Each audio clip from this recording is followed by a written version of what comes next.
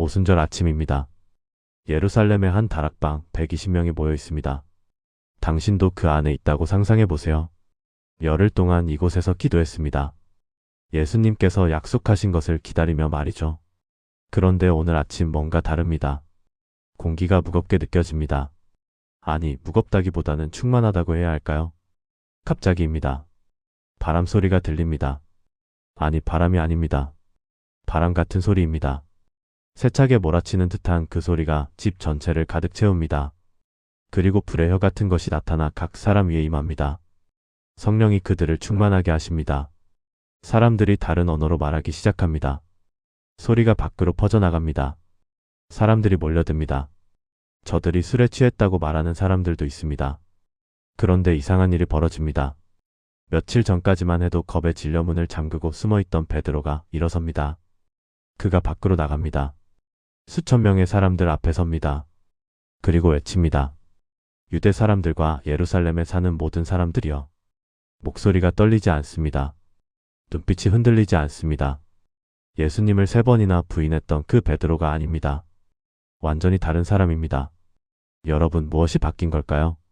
그날 다락방에서 일어난 일은 단순한 감정의 폭발이 아니었습니다. 초자연적인 현상만도 아니었습니다. 물론 그런 것들도 있었습니다. 바람소리, 불의 혀, 방언. 하지만 진짜 놀라운 것은 따로 있었습니다. 사람들이 변했다는 것입니다.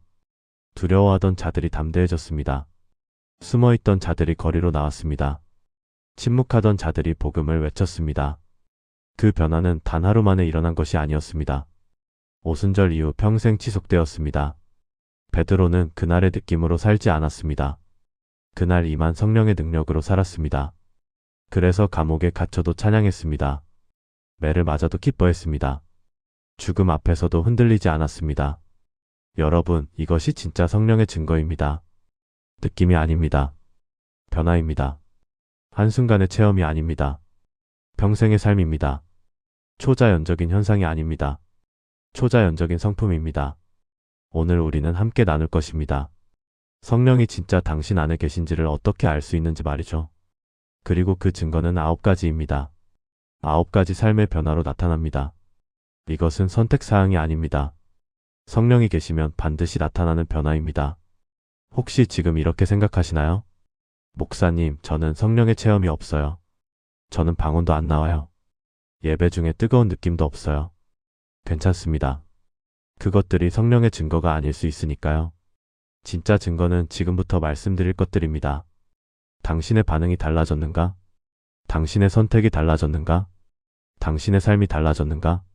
이것이 진짜 질문입니다. 자, 준비되셨나요? 지금부터 당신의 영적 상태를 정직하게 점검할 것입니다. 불편할 수 있습니다. 하지만 필요합니다. 왜냐하면 착각 속에 사는 것보다 진실을 아는 것이 훨씬 낫기 때문입니다. 오늘 이 9가지를 들으시면서 자신에게 물어보세요. 이것이 내 삶에 있는가? 솔직하게 답하세요. 하나님은 이미 아십니다. 우리만 모를 뿐이죠. 그리고 만약 이 중 많은 것들이 당신에게 없다면 걱정하지 마세요. 아직 늦지 않았습니다. 성령님은 지금도 당신을 초대하고 계시니까요. 첫 번째 변화입니다. 반응이 달라집니다. 특히 위기 앞에서 말이죠. 마가복음 4장을 펴보세요. 예수님과 제자들이 배를 타고 갈릴리 바다를 건너고 있습니다. 갑자기 광풍이 일어납니다. 파도가 배를 덮칩니다. 물이 배 안으로 들어옵니다. 제자들은 공황 상태에 빠집니다. 우리가 죽게 되었습니다. 그들은 소리칩니다. 이들 중에는 어부들도 있었습니다. 바다를 잘 아는 사람들이었죠.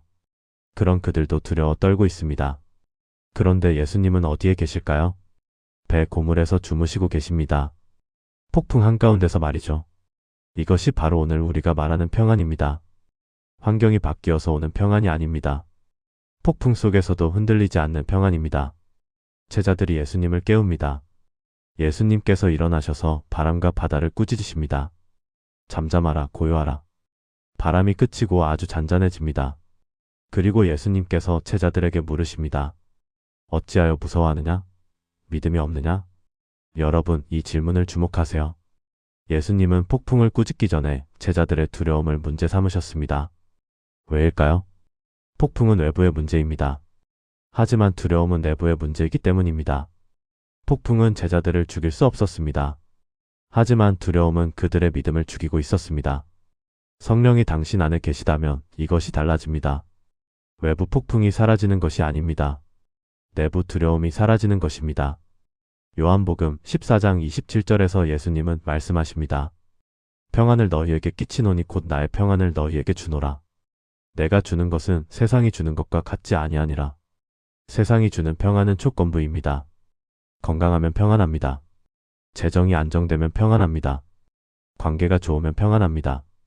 하지만 예수님이 주시는 평안은 다릅니다. 무조건적입니다. 폭풍 속에서도 평안합니다. 질병 가운데서도 평안합니다. 불확실성 앞에서도 평안합니다. 왜냐하면 이 평안의 근거가 환경이 아니라 하나님이시기 때문입니다. 그렇다면 여러분에게 묻겠습니다.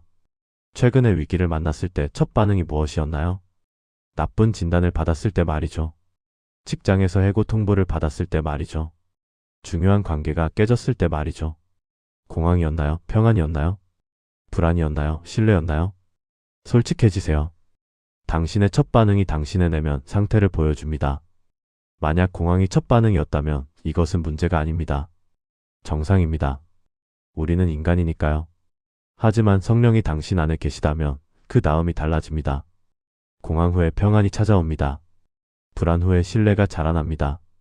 하나님, 이해는 안 되지만 당신을 믿습니다. 이 고백이 나오기 시작합니다. 빌립보서 4장 6절부터 7절을 보세요. 아무것도 염려하지 말고 다만 모든 일에 기도와 간구로 너희 구할 것을 감사함으로 하나님께 아뢰라. 그리하면 모든 지각에 뛰어난 하나님의 평강이 그리스도 예수 안에서 너희 마음과 생각을 지키시리라. 모든 지각에 뛰어난 평강이라고 했습니다. 이것은 이해를 넘어서는 평안이라는 뜻입니다. 설명할 수 없는 평안입니다. 왜 평안한지 모르겠는데 평안해요. 이것이 성령의 평안입니다. 그리고 이 평안은 당신만을 위한 것이 아닙니다. 주변 사람들을 위한 증거입니다. 세상 사람들이 무너지는 상황에서 당신이 서 있을 때 말이죠. 세상 사람들이 절망하는 상황에서 당신이 희망할 때 말이죠. 그들은 물을 것입니다. 당신은 어떻게 그럴 수 있어요? 바로 그때입니다. 당신이 복음을 전할 수 있는 순간이죠. 제 안에 계신 성령님 때문입니다. 자, 이제 정직하게 자신에게 물어보세요. 내 안에 이런 평안이 있는가? 위기 앞에서 나는 어떤 사람인가? 만약 아직 없다면 구하세요. 성령님께서 당신에게 이 평안을 주시도록 말이죠. 그리고 다음 위기가 왔을 때 확인하세요. 당신의 반응이 달라졌는지 말이죠. 두 번째 변화입니다. 관계가 달라집니다. 특히 어려운 사람들에 대한 태도가 말이죠. 솔직히 말해봅시다. 어떤 사람들은 정말 사랑하기 어렵습니다. 당신을 상처 입힌 사람 말이죠. 당신을 배신한 사람 말이죠. 당신을 비난하는 사람 말이죠. 인간의 본성은 이렇게 말합니다. 나를 사랑하는 사람만 사랑하자. 나를 힘들게 하는 사람은 피하자. 이것이 자연스러운 반응입니다. 하지만 예수님은 완전히 다르게 말씀하십니다. 마태복음 5장 44절입니다. 너희 원수를 사랑하며 너희를 박해하는 자를 위하여 기도하라. 현실적으로 생각해보면 이것은 불가능한 명령 같습니다. 원수를 어떻게 사랑합니까? 나를 박해하는 자를 위해 어떻게 기도합니까? 감정적으로 불가능해 보입니다. 하지만 여기 좋은 소식이 있습니다. 성령이 당신 안에 계시면 가능해집니다. 자연적이지 않은 사랑이 생겨나기 시작합니다. 감정에 의존하지 않는 사랑입니다.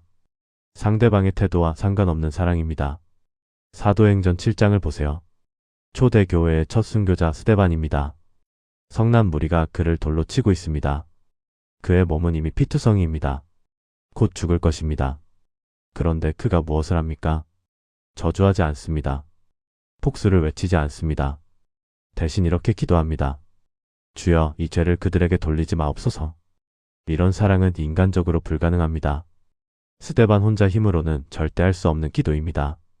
하지만 성령이 그 안에 충만했습니다. 그래서 가능했습니다. 십자가에서 예수님도 같은 사랑을 보여주셨습니다. 누가복음 23장 34절입니다. 아버지여, 저들을 사하여 주옵소서.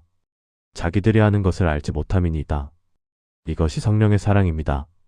약한 사랑이 아닙니다. 수동적인 사랑이 아닙니다. 증오를 이기는 사랑입니다. 아픔 속에서도 흔들리지 않는 사랑입니다. 그렇다면 이것이 당신의 삶에서는 어떻게 나타날까요? 어쩌면 사과하지도 않은 사람을 용서하는 것일 수 있습니다. 당신이 충분히 화낼 만한 상황에서도 친절을 선택하는 것일 수 있습니다. 계속해서 당신의 인내심을 시험하는 사람에게 인내를 베푸는 것일 수 있습니다. 그리고 진짜 시험은 이것입니다. 누군가 당신을 잘못 대할 때 첫 반응이 무엇인가요? 복수하고 싶은가요? 그 사람을 피하고 싶은가요? 아니면 당신 안에서 무언가가 속삭입니까? 은혜를 베풀어라. 용서해라. 사랑해라. 그 무언가는 사실 누군가입니다. 바로 성령님이십니다. 당신 안에서 일하시며 당신의 마음을 부드럽게 하시는 분이죠. 갈라디아서 5장 22절은 말합니다. 성령의 첫 번째 열매는 사랑이라고요. 그냥 인간적인 사랑이 아닙니다. 하나님의 사랑이 당신을 통해 흘러나오는 것입니다. 이것은 사람들이 당신을 마음껏 밝게 내버려 두라는 뜻이 아닙니다. 예수님도 그러시지 않았습니다. 경계선은 필요합니다. 하지만 당신의 마음 상태가 달라진다는 의미입니다. 앙심을 품지 않게 됩니다. 쓴 뿌리가 자라지 않도록 조심하게 됩니다. 밤에 잠들기 전에 그 사람을 위해 기도하게 됩니다. 비록 어렵지만 말이죠. 세상은 말합니다. 저 사람은 용서받을 자격이 없어. 하지만 성령은 당신 안에서 이렇게 말씀하십니다. 너도 자격 없었잖아. 그리고 그 순간 무언가가 풀립니다. 사랑할 수 없었던 사람을 사랑할 수 있게 됩니다. 당신이 더 노력해서가 아닙니다. 하나님의 사랑이 당신 안에 있기 때문입니다. 하지만 여기에 도전이 있습니다. 혹시 당신은 이 사랑을 거부하고 있지는 않나요? 성령께서 당신을 통해 누군가를 사랑하기 원하시는데 말이죠. 당신의 마음은 여전히 굳어 있지는 않나요? 용서하지 않은 사람이 있습니까? 오랫동안 붙잡고 있던 원한이 있습니까? 그렇다면 솔직히 말씀드립니다. 그것은 당신과 하나님의 연결을 막고 있습니다. 요한일서 4장 20절은 이렇게 말합니다.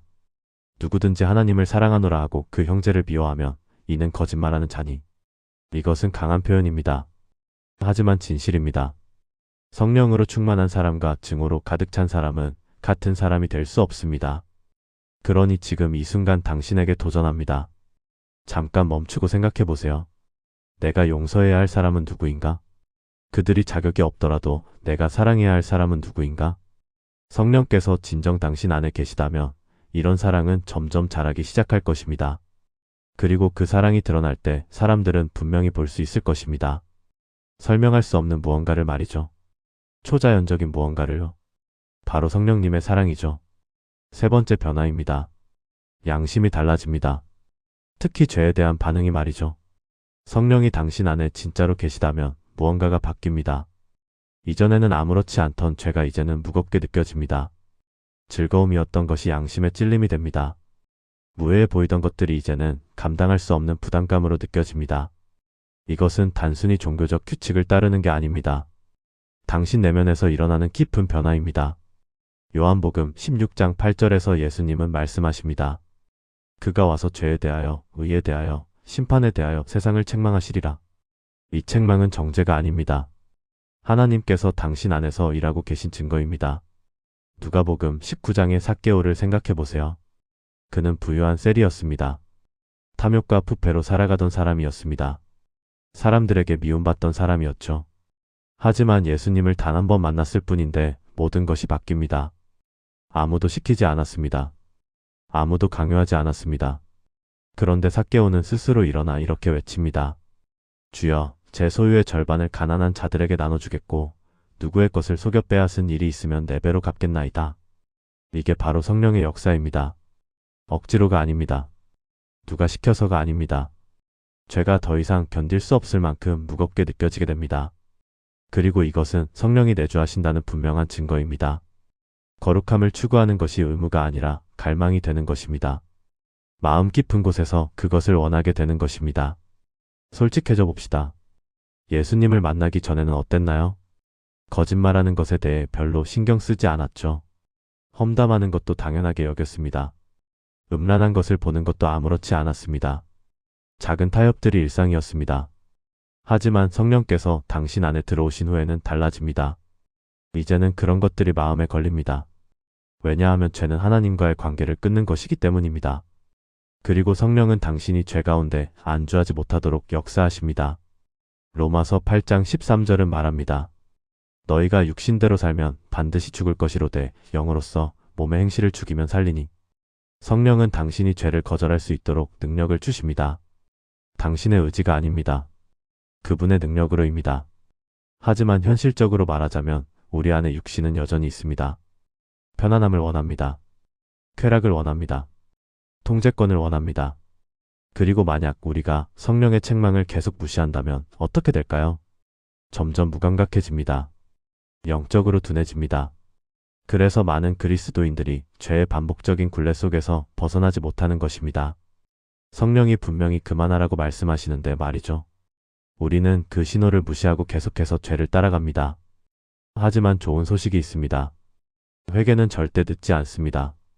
요한일서 1장 9절은 이렇게 약속합니다. 만일 우리가 우리 죄를 자백하면 그는 미쁘시고 의로사 우리 죄를 사하시며 우리를 모든 불의에서 깨끗하게 하실 것이요. 하나님은 당신을 벌 주려는 분이 아닙니다.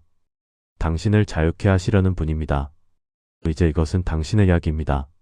당신이 계속 정당화하고 있는 죄는 무엇인가요? 이 정도는 괜찮아. 다른 사람도 다 해. 하나님도 이해하실 거야. 이렇게 스스로를 설득해 온 것 말이죠. 하지만 당신은 알고 있습니다. 성령께서 계속 찔림을 주고 계시다는 것을요. 그 내면에 갈등이 있습니다. 그 목소리가 있습니다. 이건 더 이상 너의 모습이 아니야. 이렇게 말하는 그 음성 말이죠. 당신은 그 음성에 귀 기울일 것인가요? 왜냐하면 그 음성에 순종할수록 점점 더 분명하게 들리기 때문입니다.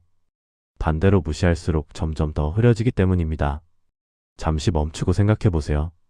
성령께서 지금 당신에게 내려놓으라고 하시는 것은 무엇인가요? 솔직해지세요. 그리고 그 찔림이 느껴진다면 무시하지 마세요. 행동하세요. 왜냐하면 성령께서 당신을 더 변화시킬수록 당신은 하나님과 더 가까워지기 때문입니다. 네 번째 변화입니다. 갈망이 달라집니다. 특히 하나님의 말씀을 향한 목마름이 말이죠. 성령이 내주하실 때 당신 안에서 이상하고도 강한 갈망이 일어납니다. 단순한 호기심이 아닙니다. 하나님의 음성을 듣고 싶은 깊은 갈증입니다. 이것은 자연스러운 게 아닙니다. 초자연적인 것입니다. 성경은 단지 또 하나의 책이 아닙니다. 히브리서 4장 12절은 이렇게 말합니다. 하나님의 말씀은 살아있고 활력이 있어 좌우의 날선 어떤 검보다도 예리하여. 성령이 당신 안에 계시면 당신은 말씀을 읽고 싶어집니다. 이해하고 싶어집니다. 그 말씀대로 살고 싶은 열망을 갖게 됩니다. 혹시 성경을 읽는데 그 구절들이 마치 살아서 당신에게 직접 말하는 듯한 경험을 해본 적이 있으신가요? 바로 그게 성령의 역사입니다. 누가복음 24장 32절을 보세요. 엠마오 길에서 예수님과 함께 걷던 제자들이 이렇게 말합니다. 길에서 우리에게 말씀하시고 우리에게 성경을 풀어주실 때 우리 속에서 마음이 뜨겁지 아니하더냐? 성령이 당신 안에 계시면 성경은 단순한 종이에 적힌 말이 아닙니다. 당신 안에서 불처럼 타오르는 살아있는 말씀이 됩니다. 당신은 하나님의 말씀을 억지로 읽지 않습니다. 진심으로 갈망하게 됩니다. 그것은 마치 영적인 식사와도 같습니다. 너무 오랫동안 말씀을 멀리하면 뭔가 마음이 공허해집니다. 이상한 느낌이 듭니다. 마치 식사를 거르면 몸이 약해지는 것처럼 말씀을 거르면 영혼이 약해집니다. 하지만 솔직히 말해서 모든 사람이 이 말씀에 대한 갈망을 느끼는 것은 아닙니다. 어떤 사람들은 성경 읽는데 어려움을 느낍니다. 시작은 하지만 금방 산만해져서 덮어버립니다. 왜일까요? 원수가 알고 있기 때문입니다. 말씀으로 사는 그리스도인은 위험한 존재라는 것을요. 에덴 동산에서 사탄이 이브를 공격할 때를 보세요. 그의 첫 번째 전략은 물리적인 공격이 아니었습니다. 바로 하나님의 말씀에 대한 공격이었습니다. 하나님이 정말 그렇게 말씀하셨느냐? 그 이후로 사탄은 계속해서 이 전략을 써왔습니다. 믿는 자들이 의심하게 만드는 것이죠. 산만하게 만드는 것이죠. 성경은 어렵고 이해할 수 없다는 느낌을 갖게 만드는 것이죠. 하지만 성령께서는 이 혼란을 제거하십니다. 요한복음 14장 26절에서 예수님은 이렇게 말씀하십니다. 보혜사 곧 아버지께서 내 이름으로 보내실 성령 그가 너희에게 모든 것을 가르치고 내가 너희에게 말한 모든 것을 생각나게 하리라. 이 말씀은 우리가 말씀 속에서 시간을 보낼수록 성령께서 그 말씀을 더 선명하게 깨닫게 해주신다는 의미입니다. 하지만 여기 진짜 테스트가 있습니다. 당신은 무엇을 더 갈망하나요? 하나님의 말씀인가요? 아니면 오락거리인가요? 솔직하게 말해보세요. 수시간 동안 SNS를 스크롤하면서 성경 한 장이 읽는 것도 힘들어하지 않나요? 당신은 연예인에 대해 더 많이 알고 있으면서 예수님에 대해서는 얼마나 알고 있나요? 왜냐하면 당신의 영혼을 가장 많이 먹이는 것이 당신을 가장 크게 형성하기 때문입니다. 마태복음 4장 4절에서 예수님은 말씀하셨습니다. 사람이 떡으로만 살 것이 아니요 하나님의 입으로부터 나오는 모든 말씀으로 살 것이라. 당신의 영혼은 굶주려 있습니다. 문제는 당신은 그 영혼을 먹이고 있나요? 지금 이 글을 읽으며 나도 말씀에 대한 갈망이 생기고 싶은데 아직 그런 느낌이 없어요 라고 생각하신다면 걱정하지 마세요. 진실은 이것입니다. 말씀에 대한 갈망은 말씀을 먹일수록 자랍니다. 더 많이 읽을수록 더 많이 읽고 싶어집니다. 더 많이 묵상할수록 성령은 더 많은 것을 보여주십니다.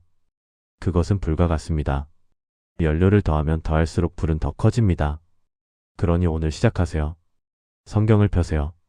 성령께 말씀해달라고 기도하세요. 그리고 단지 읽지만 말고 그 말씀이 당신을 변화시키도록 하세요. 지금 이 순간 잠깐 멈추고 자신에게 물어보세요. 내가 마지막으로 하나님의 말씀을 정말 갈망했던 순간은 언제였을까? 5번째 변화입니다. 태도가 달라집니다. 특히 고난 앞에서 말이죠. 삶이 잘 풀릴 때는 감사하기 쉽습니다. 기도가 응답될 때 말이죠. 재정이 안정될 때 말이죠. 건강이 좋을 때 말이죠. 하나님 감사합니다. 자연스러운 반응입니다. 하지만 모든 것이 무너졌을 때는 어떤가요? 문이 닫혔을 때 말이죠. 나쁜 진단을 받았을 때 말이죠. 버림받은 것 같은 그 순간 말이죠. 그때야말로 성령의 임재가 진짜 드러나는 순간입니다. 고난 중에도 감사와 예배로 가득 찬 마음입니다. 이것은 자연스러운 게 아닙니다. 초자연적인 것입니다. 데살로니가전서 5장 18절입니다. 범사에 감사하라. 이는 그리스도 예수 안에서 너희를 향하신 하나님의 뜻이니라.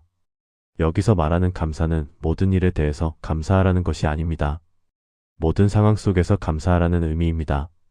왜냐하면 고난 중에 감사는 성령께서 우리 안에 계셔야만 가능한 일이기 때문입니다. 사도행전 16장을 보세요. 바울과 실라는 예수님을 전하다가 매를 맞고 쇠사슬에 묶여 감옥에 갇혔습니다. 잘못해서가 아닙니다. 복음을 전했기 때문입니다. 그들이 한밤중에 한 일은 무엇이었을까요? 불평했나요? 하나님께 항의했나요? 아니요. 그들은 찬양했습니다.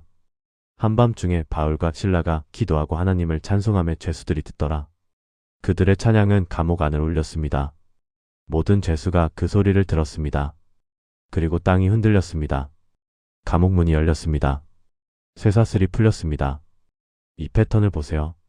감사와 예배는 초자연적인 것을 풀어냅니다. 우리가 감옥 한가운데서 하나님을 찬양할 때 하나님은 우리 삶의 기반을 흔들기 시작하십니다. 하지만 솔직히 말해봅시다. 그게 늘 쉽지는 않습니다.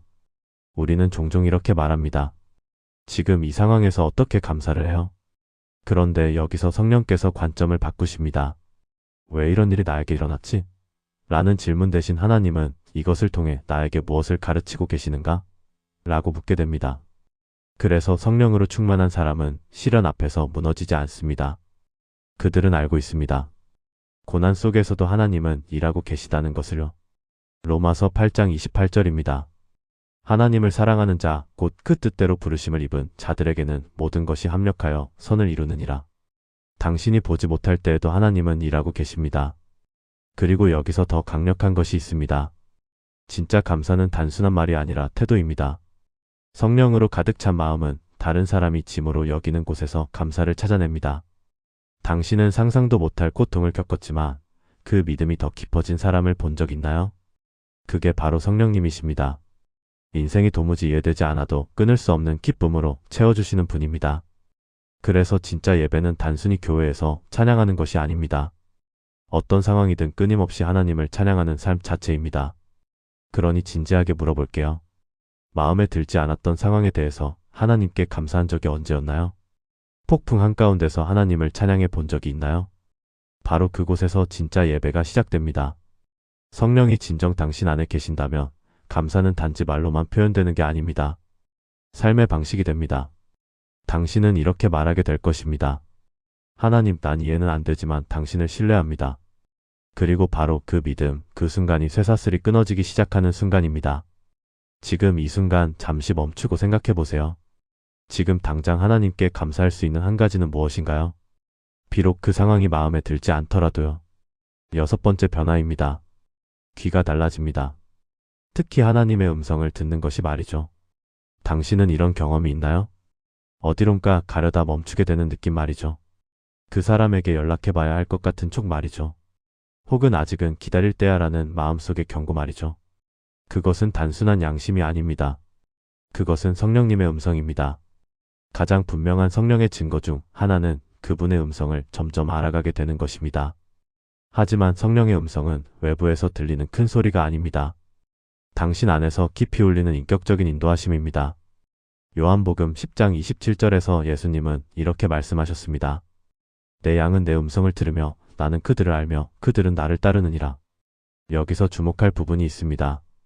예수님께서 들을 수도 있다라고 하지 않으셨습니다. 듣는다고 하셨습니다. 문제는 하나님이 말씀하지 않으시는 것이 아닙니다. 우리가 듣지 않는다는 데 있습니다. 사무엘상 3장을 생각해 보세요. 하나님께서 어린 사무엘을 부르셨을 때 그는 처음에는 그 음성이 하나님의 것이라는 걸 알아차리지 못했습니다. 그는 엘리 제사장에게 달려갔습니다. 이 일이 3번 반복되었습니다. 하나님은 계속 말씀하셨습니다. 하지만 사무엘은 그것이 하나님의 음성인지 몰랐던 것입니다. 우리도 똑같습니다. 하나님께서 말씀하실 때 우리는 그것을 그냥 생각, 우연 혹은 감정 정도로 여깁니다. 하지만 사무엘이 말씀하옵소서.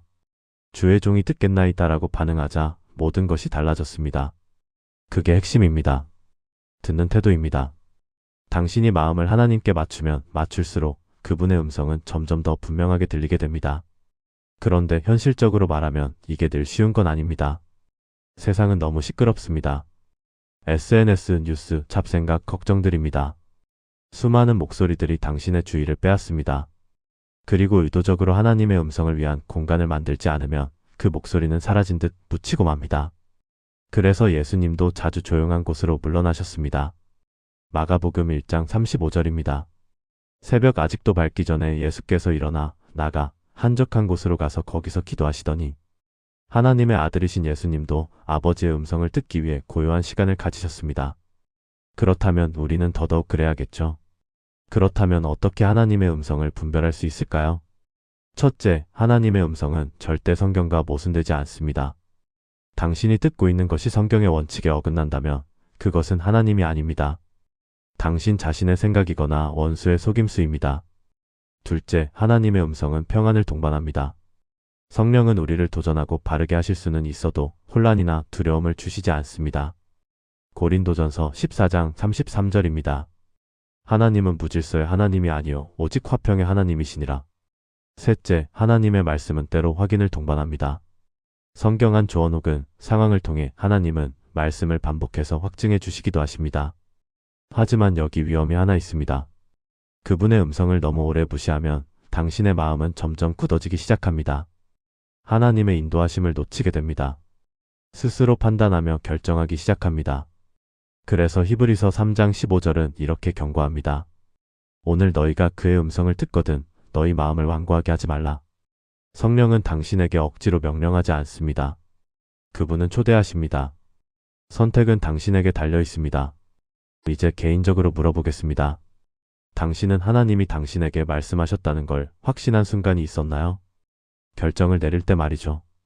경고를 받을 때 말이죠. 혹은 어떤 성경 구절이 당신 안에 살아 움직였던 순간 말이죠. 7번째 변화입니다. 열매가 달라집니다. 특히 당신의 성품이 말이죠. 솔직히 말해서 누구든 예수님을 따른다고 말할 수는 있습니다. 하지만 성령이 진짜 누군가 안에 계시다면 그 삶에는 반드시 증거가 있습니다. 그것은 단지 말이나 SNS에 올리는 신앙 포스트가 아닙니다. 삶의 성품 그 자체입니다. 마태복음 7장 16절에서 예수님은 이렇게 말씀하십니다. 그들의 열매로 그들을 알지니. 다시 말해 그 사람이 정말 하나님과 동행하고 있는지를 알고 싶다면 그 삶을 보면 됩니다. 성령은 우리의 삶에 들어와서 장식하는 분이 아닙니다. 완전히 개조하시는 분입니다. 그리고 성령이 일하시기 시작하면 삶이 달라지기 시작합니다. 베드로를 보세요.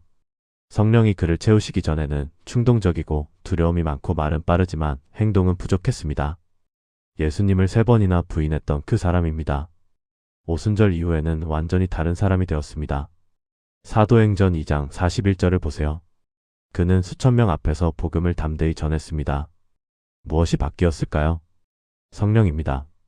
성령이 당신 안에 계시면 반응이 달라집니다. 예전에는 쉽게 화났던 상황에서 이제는 인내가 나옵니다. 과거에 당신을 지배하던 습관들이 조금씩 힘을 잃기 시작합니다. 더 친절하고 더 사랑이 넘치고 더 절제하게 됩니다. 당신이 강해서가 아닙니다. 그분이 당신 안에서 일하고 계시기 때문입니다. 하지만 이 변화는 즉각적인 것이 아닙니다. 과정입니다. 한 조각가가 대리석을 깎아 조각상을 만드는 것을 상상해 보세요. 망치 한 번에 한 조각씩 불필요한 것을 없애며 숨겨진 아름다움을 드러냅니다. 성령도 당신 안에서 그렇게 일하십니다. 교만, 욕심, 조급함입니다. 예수님을 닮지 않은 것들을 하나하나 제거하십니다. 가끔은 아픕니다. 성장은 편하지 않습니다. 하지만 항상 가치가 있습니다. 그래서 고린도후서 3장 18절은 이렇게 말합니다. 우리가 다 수건을 벗은 얼굴로 주의 영광을 바라보매 그와 같은 형상으로 변화하여 영광에서 영광에 이르니 곧 주의 영으로 말미암음이니라. 그렇다면 이제 당신의 삶을 돌아보세요. 작년보다 더 인내심이 들었나요? 더 용서할 수 있게 되었나요? 더 자제할 수 있게 되었나요? 아니면 여전히 똑같은 죄의 반복 속에 머물러 있나요? 성령이 정말 당신 안에서 일하고 계시다면 변화가 반드시 나타납니다. 완벽은 아닙니다. 하지만 진행 중인 모습이 있어야 합니다. 많은 사람이 신앙은 그냥 올바른 믿음을 가지는 것이라고 생각합니다. 하지만 야고보서 2장 17절은 분명히 말합니다. 행함이 없는 믿음은 죽은 것이라. 진짜 믿음은 변화를 만들어냅니다. 하지만 지금 이렇게 생각하실 수도 있어요. 근데 난 별로 달라진 게 없어 보여요. 먼저 마귀에게 죄책감 주도록 내버려 두지 마세요. 변화는 시간이 걸립니다. 하지만 동시에 자기 자신에게 정직해지세요. 성령의 일하심을 거부하고 있는 부분이 있나요? 그분께 맡기지 않고 꽉 쥐고 있는 삶의 영역이 있나요? 성령은 억지로 당신을 바꾸지 않으십니다. 초대하십니다.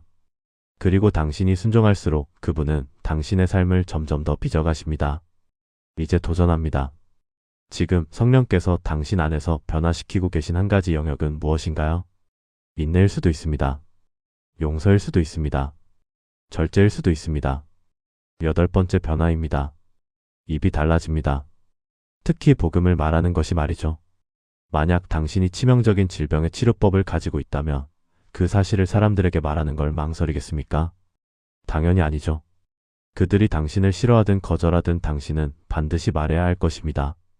그런데 많은 그리스도인이 복음을 전하는 것을 주저합니다. 영원한 생명으로 인도하는 유일한 길을 말하는 것을 말이죠. 왜 그럴까요?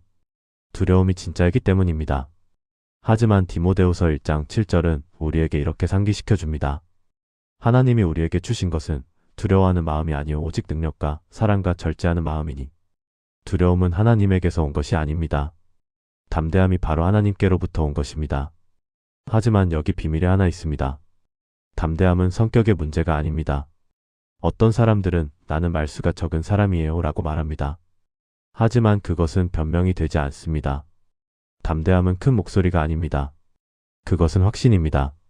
하나님께서 당신의 삶에서 행하신 일을 너무나 확신해서 침묵할 수 없게 되는 것입니다. 그것이 바로 담대함입니다. 가장 위대한 복음 전도자들 중 많은 이가 목소리가 크지 않았습니다. 하지만 그들은 충실했습니다. 자신의 간증을 나누었습니다. 그들의 삶이 다른 사람으로 하여금 당신은 뭐가 달라요? 라고 묻게 만들었습니다. 그리고 그 말할 순간이 왔을 때 그들은 전문가여서가 아니라 성령께서 그들에게 말을 주셨기 때문에 담대하게 말했습니다. 누가복음 12장 12절입니다. 마땅히 할 말을 성령이 그때 너희에게 가르치시리라. 하지만 솔직해집시다. 담대함은 저항 없이 오지 않습니다. 원수는 믿는 자들이 복음을 전하기 시작하는 걸 싫어합니다. 그래서 그는 이런 거짓말을 속삭입니다. 넌 자격이 없어. 너는 망칠 거야. 아무도 듣고 싶어 하지 않아. 하지만 사도행전에서 초대교회를 보세요. 그들은 박해를 당할 때마다 물러서지 않았습니다. 오히려 더 큰 담대함을 위해 기도했습니다. 사도행전 4장 29절입니다. 주여 이제도 그들의 위협함을 굽어보시옵고 또 종들로 하여금 담대히 하나님의 말씀을 전하게 하여 주시옵소서.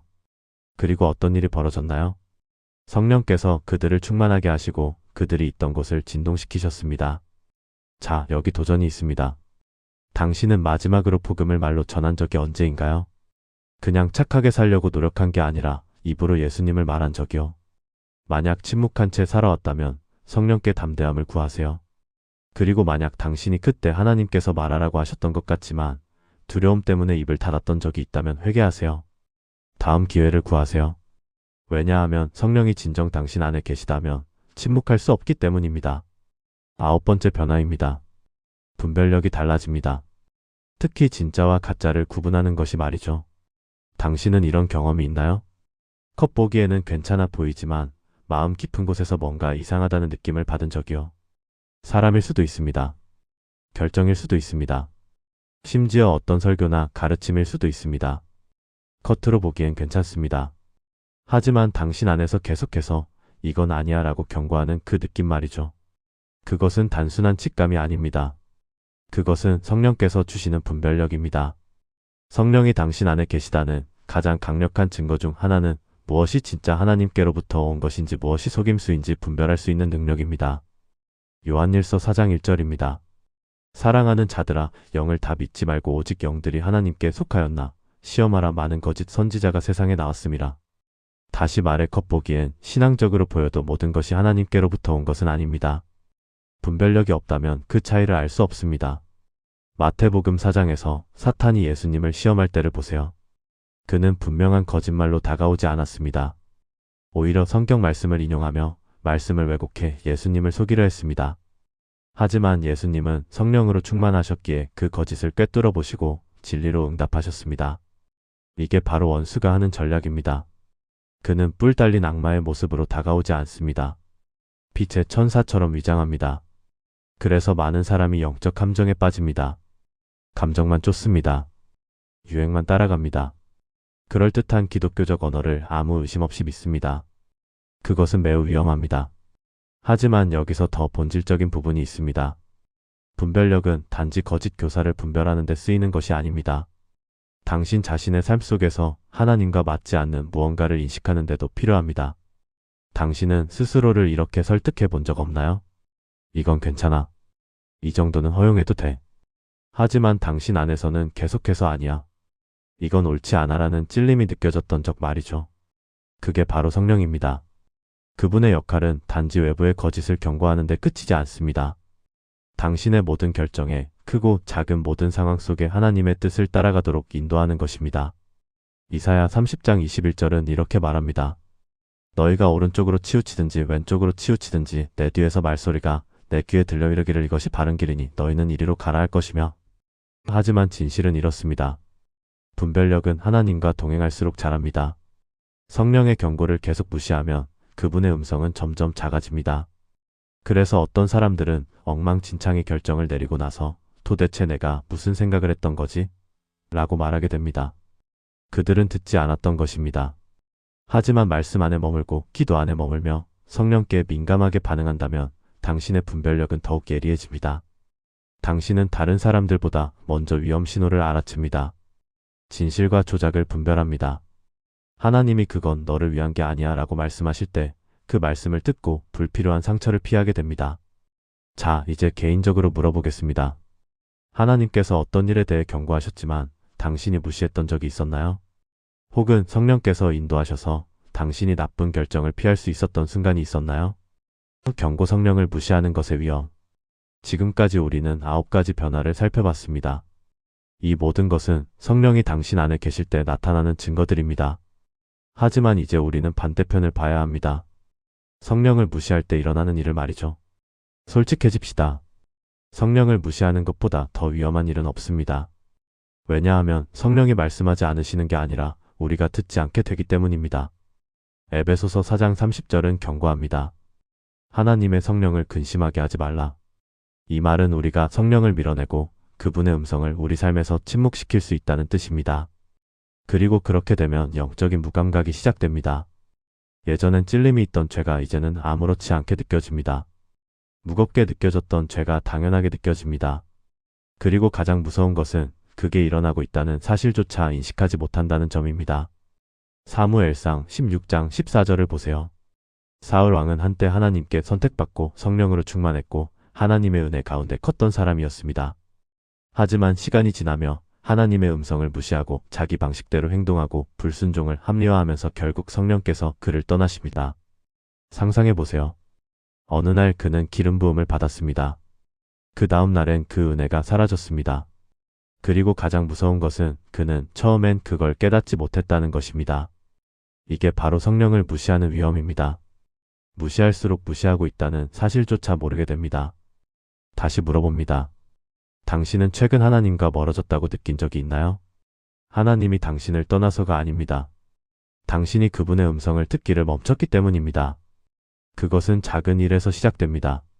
하루 기도를 놓칩니다. 작은 타협을 합니다. 점점 예배와 말씀에서 멀어집니다. 그러다 자신도 모르게 하나님 없는 삶에 익숙해져 버립니다. 대부분의 사람은 하나님을 극적으로 거부하지 않습니다. 그들은 단지 하나님 없이도 살 수 있다고 착각하며 조용히 멀어져 갑니다. 그리고 그 틈을 사탄이 파고듭니다. 왜냐하면 성령의 인도 없이 살아가는 그리스도인은 원수의 쉬운 표적이 되기 때문입니다.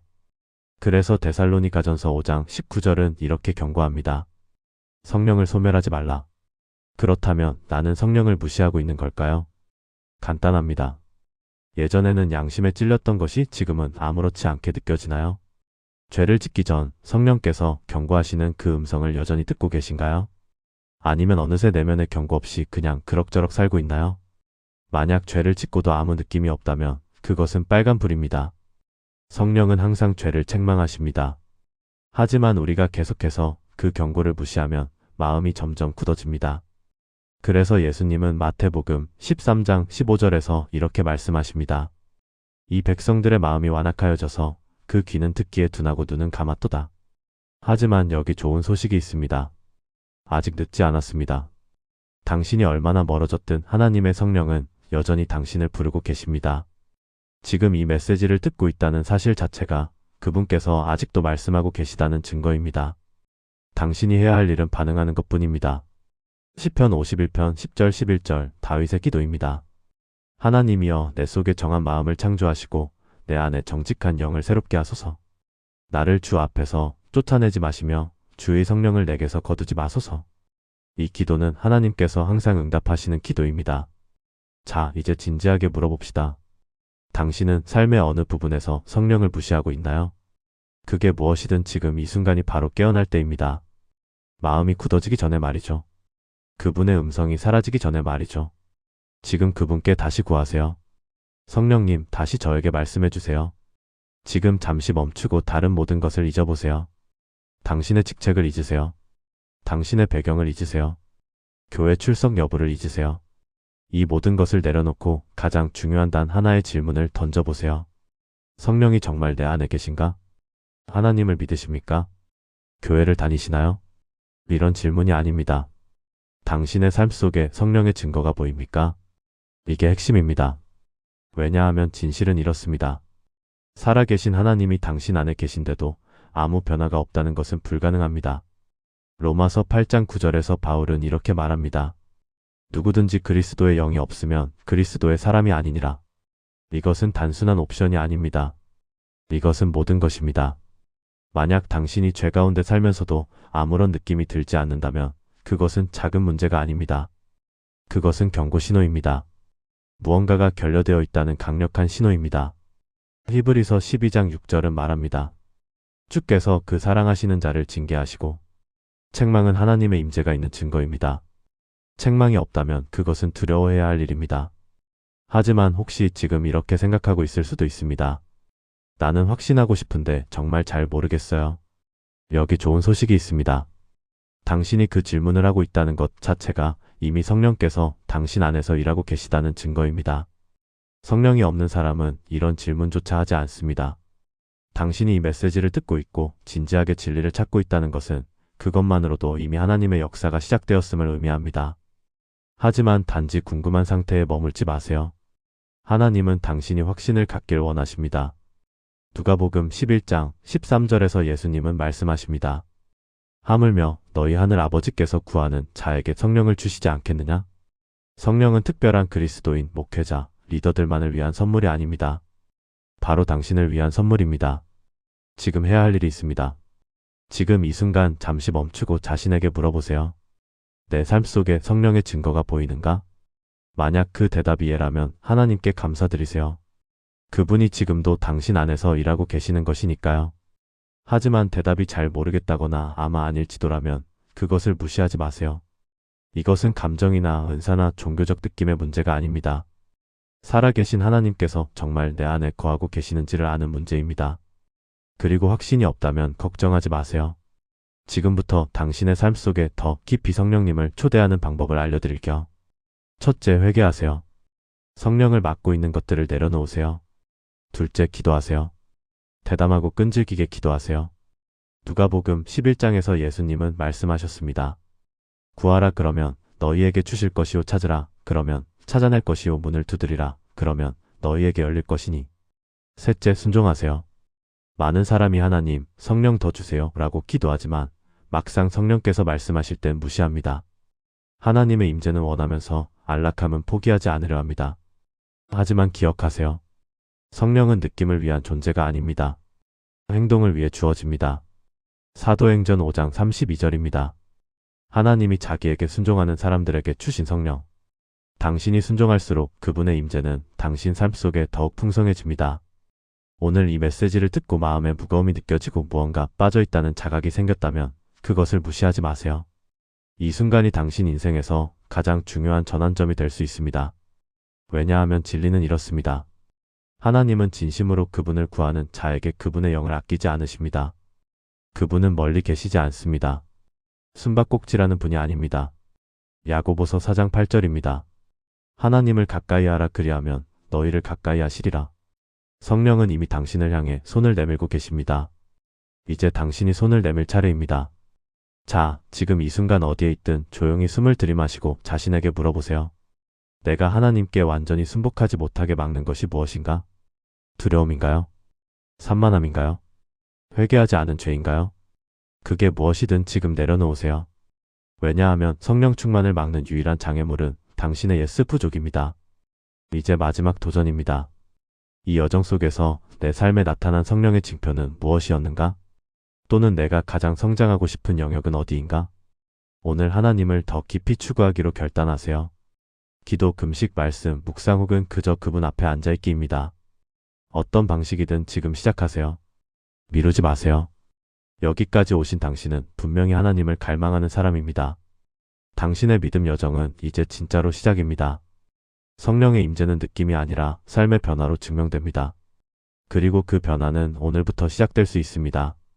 생명의 성령을 보내주신 주님, 지금 이 자리에 모인 우리를 긍휼히 여겨주옵소서.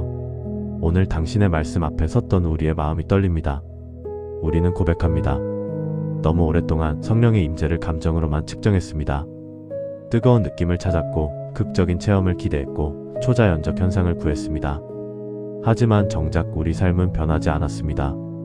여전히 폭풍 앞에서 두려워 떨고 원수를 용서하지 못하고 죄 가운데 안주하며 말씀보다 세상을 더 갈망하고 고난 속에서 원망하며 하나님의 음성을 듣지 못하고 예전 그대로의 성품으로 살고 복음 전하기를 두려워하며 영적 분별력 없이 속고 넘어가는 삶을 살았습니다. 하나님, 용서해 주옵소서.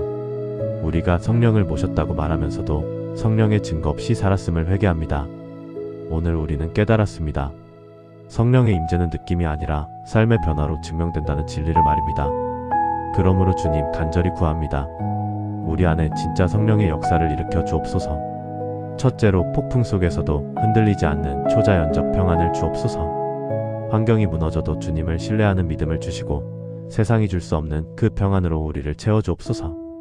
우리의 첫 반응이 공황이 아닌 신뢰가 되게 하시고 위기 앞에서 담대히 설 수 있게 하옵소서. 둘째로, 자연을 넘어선 사랑을 부어주옵소서. 우리 힘으로는 절대 사랑할 수 없는 사람들을 사랑하게 하옵소서. 우리를 상처 입힌 자를 용서하게 하시고 우리를 배신한 자를 위해 기도하게 하시며 우리 원수를 축복하게 하옵소서. 십자가에서 저들을 사하여 주옵소서 기도하신 예수님의 그 사랑이 우리를 통해 흘러가게 하옵소서. 셋째로, 거룩함을 향한 갈망을 불붙여 주옵소서. 예전에는 아무렇지 않던 죄가 이제는 견딜 수 없을 만큼 무겁게 느껴지게 하옵소서. 성령의 책망하시는 음성에 민감하게 하시고 우리가 그 음성을 무시하지 않게 하옵소서. 죄로부터 돌이키는 것이 의무가 아닌 갈망이 되게 하옵소서. 넷째로 하나님의 말씀을 향한 목마름을 주옵소서. 성경이 단순한 책이 아니라 우리에게 직접 말씀하시는 살아있는 하나님의 음성이 되게 하옵소서.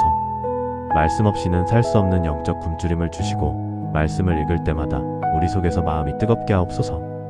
다섯째로 감사와 예배로 가득 찬 마음을 주옵소서.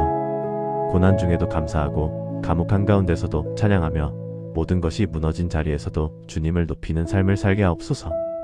우리의 입술에서 끊임없이 감사가 흘러나오게 하옵소서. 여섯째로 하나님의 음성을 듣는 귀를 열어주옵소서. 성령께서 속삭이실 때 알아듣게 하시고 주님께서 인도하실 때 순종하게 하옵소서. 우리가 조용히 주님 앞에 머무는 시간을 갖게 하시고 세상의 소음 가운데서도 주님의 음성을 분별하게 하옵소서. 일곱째로 성품의 변화를 일으켜 주옵소서. 오순절 전에 베드로가 오순절 후에 베드로로 변화되었듯이 우리도 완전히 새로운 사람으로 빚어 주옵소서. 더 인내하고 더 절제하며 더 친절하고 더 온유한 사람이 되게 하옵소서. 우리 주변 사람들이 우리 안에서 예수님을 보게 하옵소서. 여덟째로 복음을 전하는 담대함을 주옵소서. 두려움을 넘어서게 하시고 침묵을 깨뜨리게 하시며 예수님의 이름을 담대히 선포하게 하옵소서. 우리가 만나는 모든 사람이 우리를 통해 복음을 듣게 하옵소서. 아홉째로 깊은 영적 분별력을 주옵소서.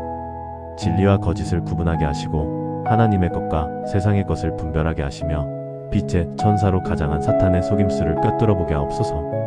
말씀으로 무장하게 하시고 성령의 인도하심을 따라 살게 하옵소서. 하나님, 우리는 또한 고백합니다.